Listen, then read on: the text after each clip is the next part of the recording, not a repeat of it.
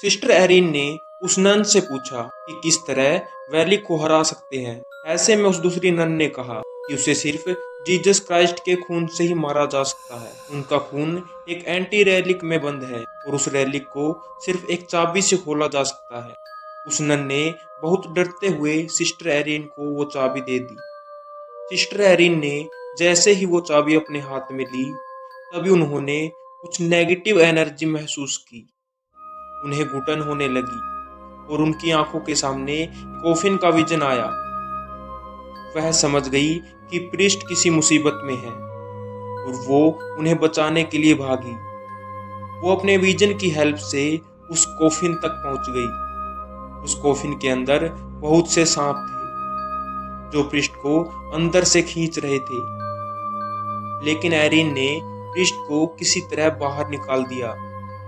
जैसे ही प्रीस्ट बाहर निकले, सिस्टर एरिन ने देखा उन सारे सांपों के बीच वैलिक लेटी हुई थी, जो कि प्रीस्ट को बाहर नहीं जाने दे रही थी।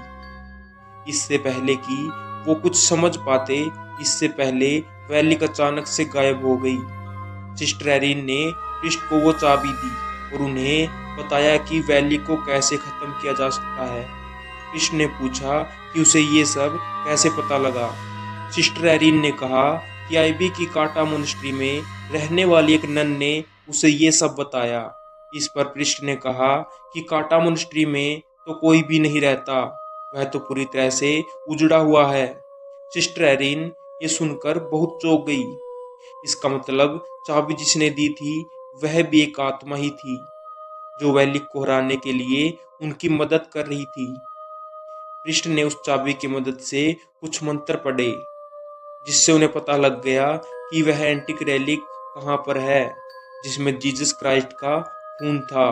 प्रीस्ट ने सिस्टर एरिन से कहा, आज हमें अपनी बलि देनी ही होगी, वरना इस दुनिया में कोई भी जिंदा नहीं बचेगा। वैलिक उनका वही इंतजार कर रही थी। जैसे ही वो अंदर घुसे, वैलिक ने प्रीस्ट को पकड़ लिया। सिस्टर एरिन ने उनके हाथ से चाबी ली और अपने विजन की मदद से उस एंटिक रैलिक को खोज निकाला। वो प्रीस्ट मंत्र पे मंत्र पढ़े जा रहा था, लेकिन वैलिक पर मानो कोई असर ही नहीं हो रहा था। अंत में उसने प्रीस्ट को बड़ी बेरहमी से मार डाला। अब वो सिस्टर के पास आ गई थी, लेकिन सिस्टर ने उस रैलिक को खोज लिया था। वैलिक ने सिस्टर को उसकी गर्दन पकड़ के उठा लिया था, लेकिन सिस्टर एरिन ने जल्दी से जीसस का खून वैलिक के ऊपर फेंक दिया था और देखते ही देखते वैलिक बुरी तरह से जलने लगी और जोर जोर से चिल्लाने लगी और वहां से गायब हो गई। सिस्टर एरिन जमीन पर गिर पड़ी, लेकिन वह वैलिक को मारने में कामयाब रही।